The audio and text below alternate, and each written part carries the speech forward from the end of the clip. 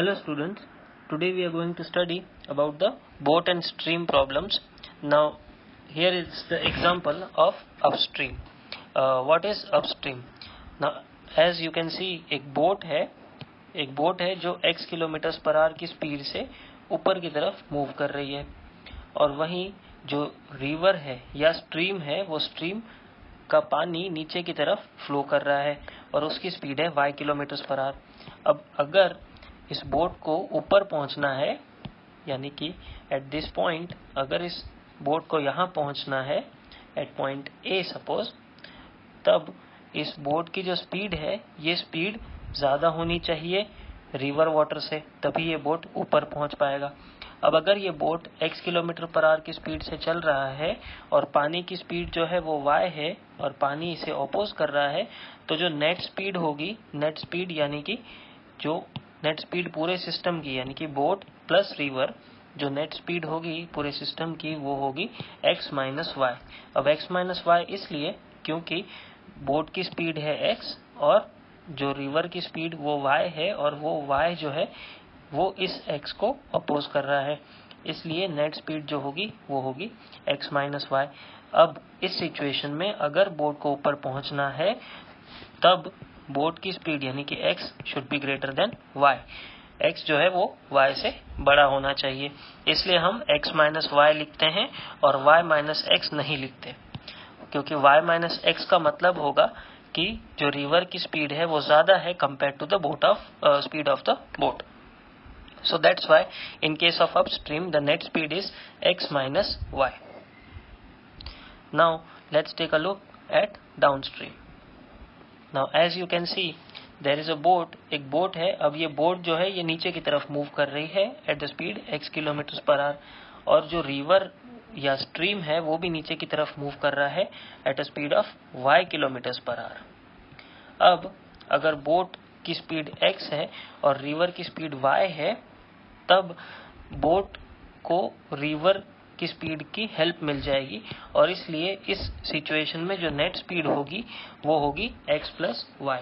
अब x plus Y इसलिए क्योंकि बोट और स्ट्रीम दोनों सेम डायरेक्शन में मूव कर रहे हैं, इसलिए net speed of the system will be x plus y. अब यहाँ x है स्पीड ऑफ द बोट और y जो है y is the speed of the river. तो अब इसका मतलब है कि डाउनस्ट्रीम में net speed of the system will be x plus y and net speed in case of upstream will be equal to x minus y. Let us take some examples to understand this concept more clearly.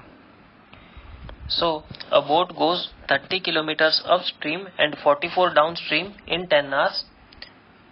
In 13 hours it can go 40 kilometers upstream and 55 kilometers downstream. Determine the speed of the stream and that of the boat in still water. अब दो चीजें पूछी है, speed of the stream and speed of the boat. तो हम assume कर लेते हैं कि let the speed of boat be equal to x kilometre per hour and speed of the stream be equal to y kilometre per hour. अब upstream के लिए, upstream यानी कि जब बोट और स्ट्रीम दोनों ऑपोजिट डायरेक्शन में मूव करेंगे तो अपस्ट्रीम स्पीड जो होगी वो होगी x minus y, upstream net speed, और डाउनस्ट्रीम स्पीड जो होगी that will be equal to x plus y, क्योंकि डाउनस्ट्रीम में बोट और स्ट्रीम दोनों सेम डायरेक्शन में मूव कर रहे होंगे. अब हमें बताया गया है कि 30 किलोमीटर अपस्ट्रीम और 44 किलोमीटर डाउनस्ट्रीम जाने के लिए 10 आवर्स लगते हैं. अब इसका मतलब यह है कि 30 kilometre against the flow of water और 44 kilometre in the direction of flow of water जाने में 10 आवर्स लगते हैं. तो अब 10 आवर्स में ये दोनों चीजें हो रही है. तो अब हम ऐसे लिखेंगे कि time taken to go upstream plus time taken to go downstream is equal to 10 hours. अब टाइम जो है, टाइम को हम लिखते हैं speed is distance upon time. तो हम ये बोल सकते हैं कि टाइम जो होगा that will be equal to distance upon speed. अब टाइम फॉर अपस्ट्रीम मतलब distance for upstream upon speed of upstream plus distance of downstream upon speed of downstream is equal to 10 hours. अब इसी तरह इसी question में second part जो है, second part में हमें बताया गया है कि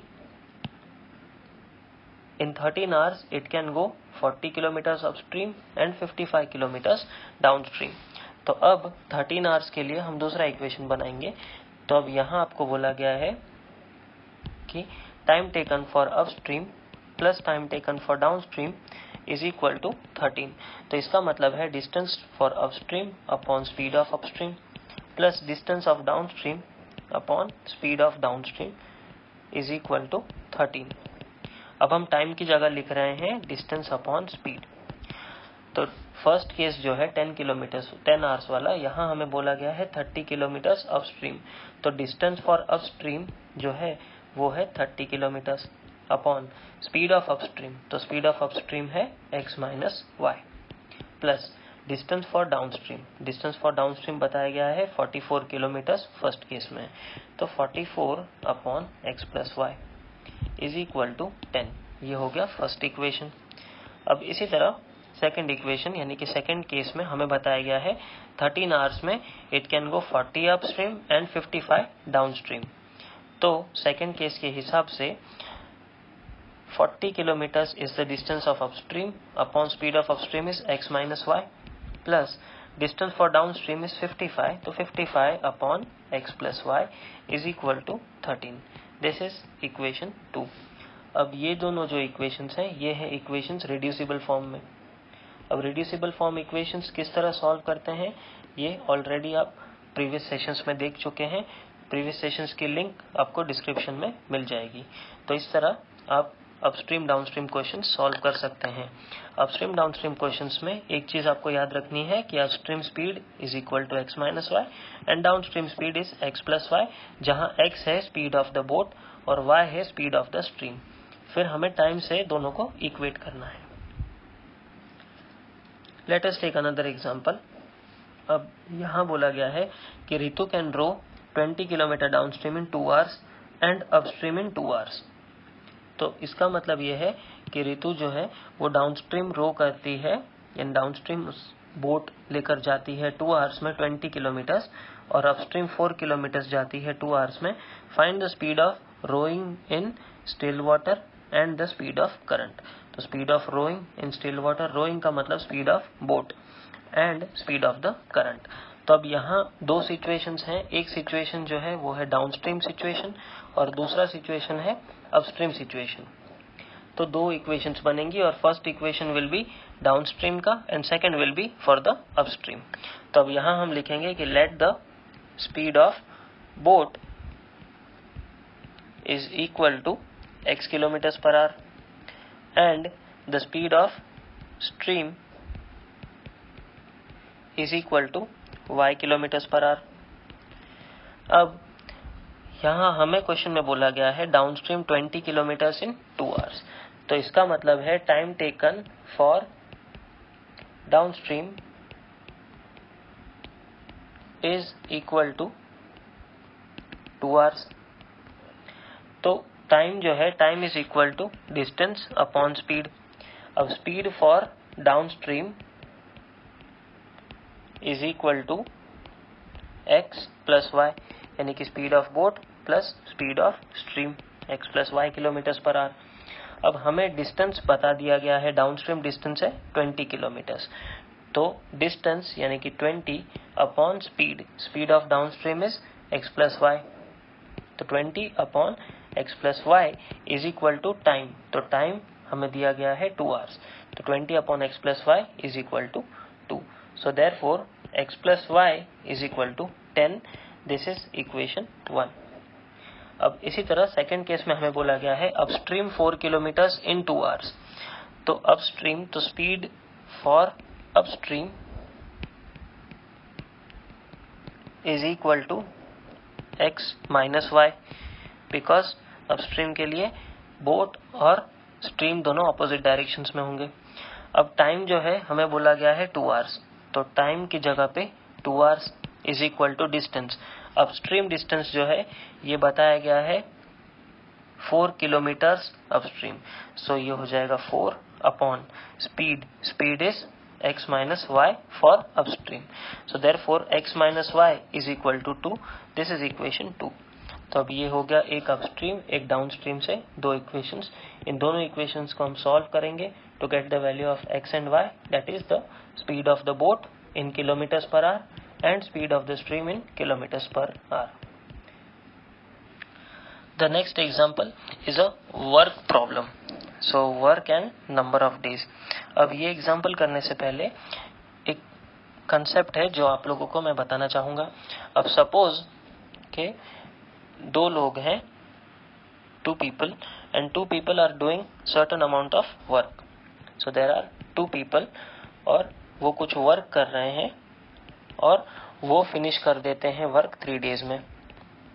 अब 3 days में अगर दो लोगों ने काम खत्म किया है तो एक दिन में यानी कि इन 1 day जो वर्क होगा वो 1/3 वर्क खत्म होगा. फिर सेकेंड डे दूसरा 1/3 और थर्ड डे तीसरा 1/3. इस तरह पूरा वर्क जो होगा वो 3 दिन में खत्म हो जाएगा. इसी तरह अगर यही वर्क 4 days में खत्म हुआ होता तो हम बोलते कि एक दिन में जो वर्क खत्म हुआ वो है 1/4, second day 1/4, third day another 1/4 और लास्ट डे पे 1/4. इस तरह 4 दिन में जो है ये वर्क खत्म हो गया. अब इसका मतलब ये है कि अगर दो लोग काम कर रहे हैं और 4 दिन में वर्क खत्म हो रहा है. इसी तरह अगर एक पर्सन काम कर रहा है और हम कहते हैं कि एक पर्सन 4 दिन में वर्क खत्म करता है तो एक दिन में 1/4 अमाउंट ऑफ वर्क खत्म करता है. तो एक पर्सन एक दिन में 1/4 अमाउंट ऑफ वर्क खत्म करता है. तो इसी तरह दो पर्सन अगर होंगे तो वो एक दिन में 1/4 अमाउंट ऑफ वर्क एक आदमी कंप्लीट करेगा.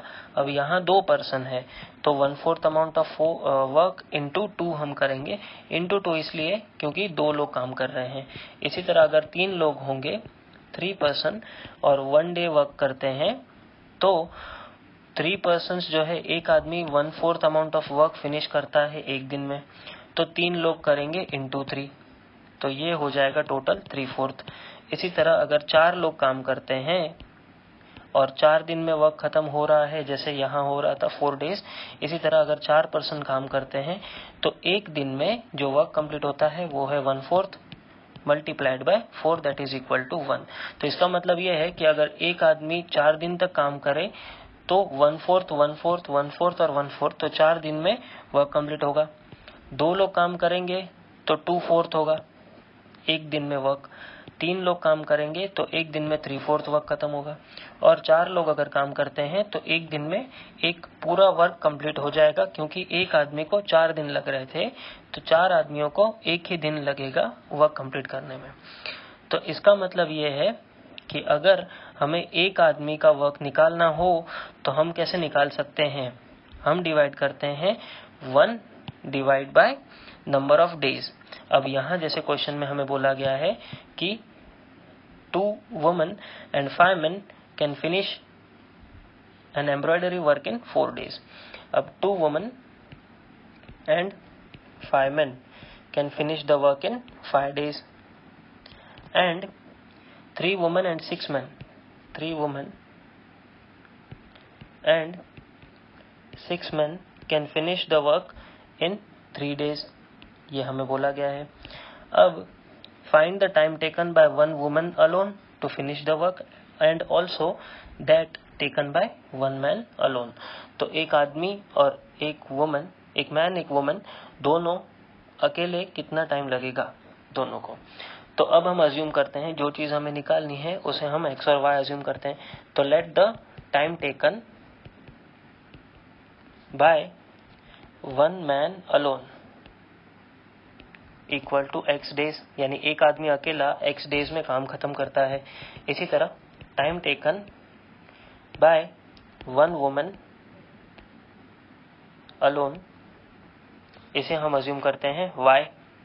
अब एक आदमी अकेला x days में अगर काम खत्म करता है तो इन 1 day एक दिन में 1 मैन जो है वो फिनिश करेगा 1/x अमाउंट ऑफ वर्क. अब ये हमने किस तरह लिखा, जैसे 4 दिन में वर्क कंप्लीट हो रहा था और हमने बोला कि एक दिन में 1/4 वर्क कंप्लीट होगा, सेकेंड डे दूसरा 1/4, थर्ड डे तीसरा 1/4 और लास्ट डे लास्ट 1/4। तो जितने डेज हैं वो अगर अपॉन में चले जाते हैं तो वो होता है amount of work completed in 1 day. तो यहाँ हमें बोला गया है कि एक आदमी अकेला, हम अज्यूम कर रहे हैं x डेज में वर्क फिनिश कर रहा है, तो एक दिन में एक आदमी 1/x amount of work complete करेगा और in 1 day 1 woman equal to 1/y amount of work complete करेगी। अब ये हो गया 1 डे का, 1 डे 1 मैन। अब हमें फर्स्ट सिचुएशन में बोला गया है 2 वुमेन एंड 5 मैन, यानी कि अगर एक man 1/x amount of work complete करता है तो 5 मैन कितना करेंगे। तो इन 1 day 5 man finishes 5/x amount of work. एक आदमी एक दिन में 1/x amount of work finish करता है तो 5 मैन फिनिश करेंगे 5/x, और उसी तरह 2 वुमेन जो है वो फिनिश करेंगी 2/y अमाउंट ऑफ वर्क। तो अब क्वेश्चन के हिसाब से हमने 5 मैन और 2 वुमेन का एक दिन का वर्क हमने बना लिया। तो देयरफॉर 5/x प्लस 2/y, ये दोनों जब हम प्लस कर देंगे तो यहाँ हमने वर्क जो है जो एक दिन में कंप्लीट होगा उसका एक एक्सप्रेशन बना लिया है। अब जब दोनों साथ में काम करते हैं तो 5 डेज में वर्क फिनिश हो रहा है, तो एक दिन में कितना वर्क फिनिश होगा। एक दिन में होगा 1/5 अमाउंट ऑफ वर्क। क्यों? क्योंकि 5 डेज में पूरा वर्क फिनिश हो रहा है और हम 1 डे का इक्वेशन बना रहे हैं, तो 1 डे के लिए 1/5 अमाउंट ऑफ वर्क फिनिश होगा। अब हम 5 को शिफ्ट करेंगे टू द लेफ्ट साइड, सो ये हो जाएगा 25/x plus 10/y equal to 1। ये हो गया इक्वेशन नंबर 1। अब इसी तरह सेकेंड सिचुएशन हमें बोला गया है 3 women and 6 man finish in 3 days. अब इसके लिए हम एक इक्वेशन बनाएंगे। तो अब 1 मैन जो है वो x डेज ले रहा है, तो 6 मैन कितना लेंगे। 6 मैन लेंगे 6/x, क्योंकि 1 मैन जो है वो 1/x amount of work finish कर रहे हैं एक दिन में, तो 6 मैन जो होंगे वो 6/x amount of work finish करेंगे। उसी तरह 1 वुमेन 1 डे में 1/y amount of work finish कर रही हैं, तो इसी तरह 1 वुमेन का 1/y अमाउंट ऑफ वर्क है, तो 3 वुमेन का होगा 3/y, तो 3/y। अब ये हमने सेकेंड सिचुएशन के लिए बनाया गया है। इस सिचुएशन के लिए 3 वुमेन 6 मैन इन 3 डेज। अब 3 डेज में अगर वर्क कंप्लीट करते हैं तो एक दिन में 1/3 अमाउंट ऑफ वर्क कंप्लीट होगा, सेकेंड डे दूसरा 1/3 और तीसरे दिन तीसरा 1/3। तो अब 6/x plus 3/y is equal to 1/3। तो अब ये हो जाएगा, 3 को हम शिफ्ट करेंगे तो 18/x plus 9/y equal to 1। ये हो गया दूसरा रिड्यूसिबल इक्वेशन। अब इन दोनों रिड्यूसिबल इक्वेशंस को हम सॉल्व करेंगे और फिर हमें x और y की वैल्यूज मिल जाएंगी। तो एक बार फिर से देख लेते हैं हमें इक्वेशन कैसे मिली। तो हमें क्वेश्चन में बोला गया था 2 women 5 man finish a piece of work in 5 days. तो एक दिन में जो वर्क कंप्लीट होगा, अगर 5 दिन में पूरा वर्क कंप्लीट हो रहा है तो एक दिन में कंप्लीट होगा 1/5। और हमें बोला गया था कि 1 मैन अलोन और 1 वुमन अलोन कितने दिन लेंगे। तो 1 मैन अलोन को हमने अज्यूम कर लिया x डेज, 1 वुमन अलोन को हमने अज्यूम कर लिया y डेज। अब अगर एक आदमी x डेज में पूरा काम खत्म करता है तो एक दिन में 1/x amount of work complete करेगा, क्योंकि अगर एक आदमी 2 दिन में वर्क कंप्लीट करता है तो फर्स्ट डे वो 1/2 अमाउंट ऑफ वर्क कंप्लीट करता है और सेकेंड डे दूसरा 1/2 अमाउंट ऑफ वर्क कंप्लीट करता है। अगर 3 डेज में वर्क कंप्लीट हो रहा है तो एक दिन 1/3, दूसरे दिन 1/3 और तीसरे दिन 1/3 अमाउंट ऑफ वर्क कंप्लीट होगा। तो इसी तरह अगर x डेज में एक आदमी अकेला वर्क फिनिश कर रहा है तो एक दिन में 1/x amount of work finish करेगा, और in 1 day 1 woman finishes 1/y amount of work. अब ये था 1 मैन 1 डे। अब 1 डे और 5 मैन अगर हो गए तो कितना होगा, तो ये हो जाएगा 5/x, क्योंकि एक आदमी का 1/x है तो 5 मैन का होगा 5/x। उसी तरह एक वुमन का 1/y है तो 2 वुमन का होगा 2/y। ये अब भी हम 1 डे की बात कर रहे हैं। 5 डेज में ये दोनों मिलकर वर्क फिनिश कर रहे हैं तो एक दिन में 1/5 अमाउंट ऑफ वर्क फिनिश होगा। यहां से हमने फर्स्ट इक्वेशन बना लिया। सेकेंड सिचुएशन हमें बोला गया था 3 वुमेन 6 मैन इन 3 days। तो 3 days में अगर पूरा काम खत्म हो रहा है तो एक दिन में होगा 1/3 अमाउंट ऑफ वर्क फिनिश। इसी तरह 1 man 1 day 1/x amount of work finish करता है, तो 6 मैन करेंगे 6/x amount of work finish. 1 women 1 day 1/y amount of work finish कर रहे हैं, तो 3 वुमेन जो होंगी वो 3/y amount of work finish करेंगी। दोनों को ऐड करेंगे तो वो हो जाएगा इक्वल टू 1/3। 3 को हम शिफ्ट करेंगे तो ये हो जाएगा 18/x plus 9/y equal to 1। अब ये हो गई दो रिड्यूसिबल इक्वेशंस। रिड्यूसिबल इक्वेशंस को सॉल्व करने का तरीका हम प्रीवियस सेशंस में देख चुके हैं, जिसकी लिंक आपको डिस्क्रिप्शन में मिल जाएगी। अब हम करेंगे एक नेक्स्ट एग्जांपल जो एक अलग टाइप का एग्जांपल है।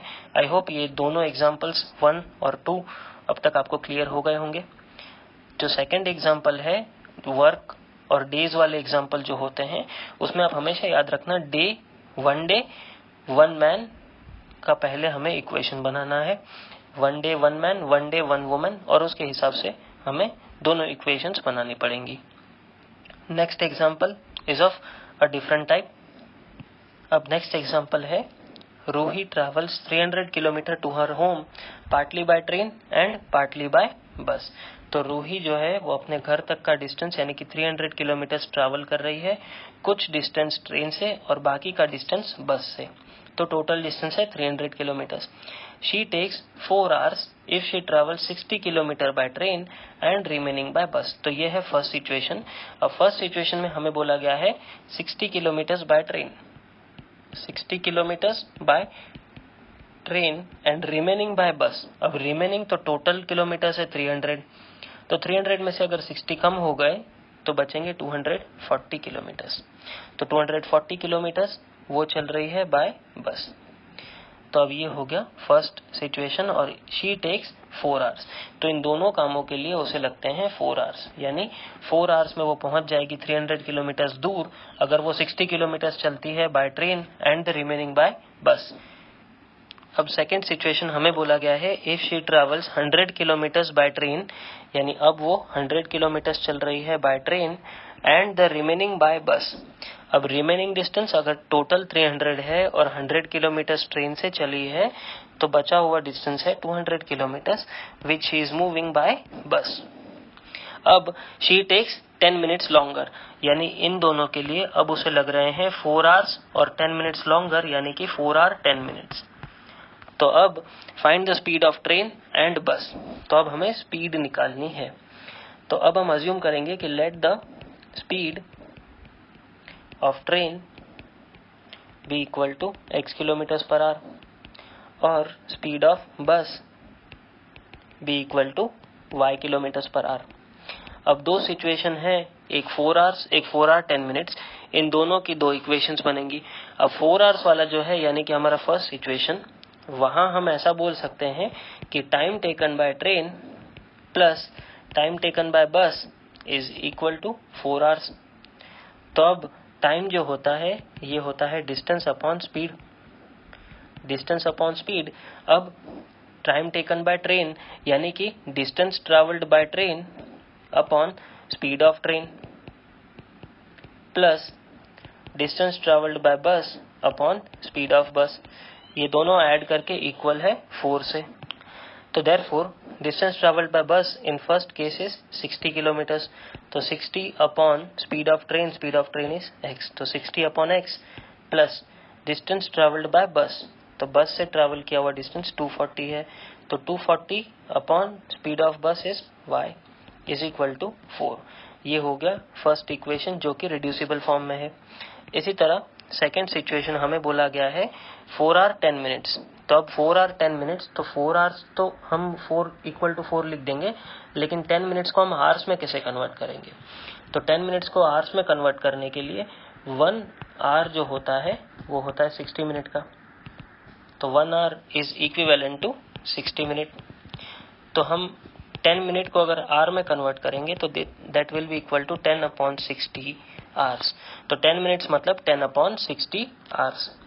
तो अब हम इक्वेशन लिखेंगे कि time taken by train plus time taken by bus is equal to 4 hours plus 10 minutes, 10 minutes मतलब 10/60, क्योंकि हम 4 जो आवर्स में था हमें 10 भी आवर्स में लिखना पड़ेगा, तो 10 minutes which is equal to 10/60 hours.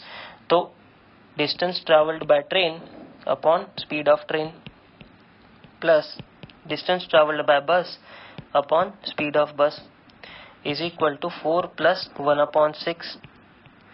तो therefore distance travelled by train जो है 100, तो 100 अपॉन स्पीड ऑफ ट्रेन है x plus distance travelled by bus जो है 200, तो 200 अपॉन स्पीड ऑफ बस हम अज्यूम कर रहे हैं y is equal to 4 plus 1/6।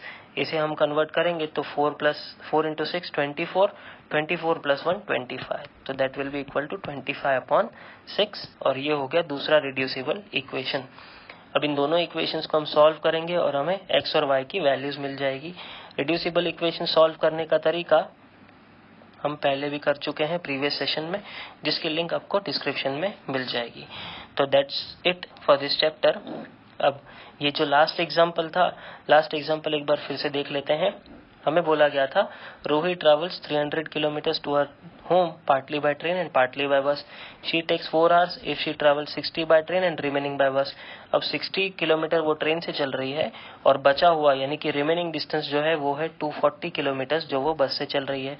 इसे लगते हैं 4 आवर्स। और अगर वो 100 किलोमीटर ट्रेन से चले और बचा हुआ डिस्टेंस अगर बस से चले तो 10 मिनट्स ज्यादा लगती है, तो 4 आवर 10 मिनट्स लगेंगे। हमें पूछा गया था स्पीड ऑफ ट्रेन और स्पीड ऑफ बस, तो स्पीड ऑफ ट्रेन हमने x अज्यूम कर लिया, स्पीड ऑफ बस हमने y अज्यूम कर लिया। अब फर्स्ट कंडीशन के हिसाब से time taken by train plus time taken by बस इक्वल टू 4 है। अब टाइम जो होता है वो होता है डिस्टेंस अपॉन स्पीड, तो distance of train upon speed of train हमने दोनों तरफ कर दिया, और एक तरफ था इक्वल टू 4 क्योंकि 4 आवर्स लग रहे थे, दूसरी तरफ था 4 प्लस 10/60। 10/60 इसलिए क्योंकि 10 मिनट्स को हमने आवर्स में कन्वर्ट किया, तो वो हो गया 4 प्लस 1/6 यानी कि 60/x plus 240/y equal to 4, 100/x plus 200/y equal to 25/6। हम इन दोनों इक्वेशंस को सॉल्व करके x और y की वैल्यू निकाल सकते हैं। So that's it for this session. In the next session we'll be starting with the next chapter. Thank you.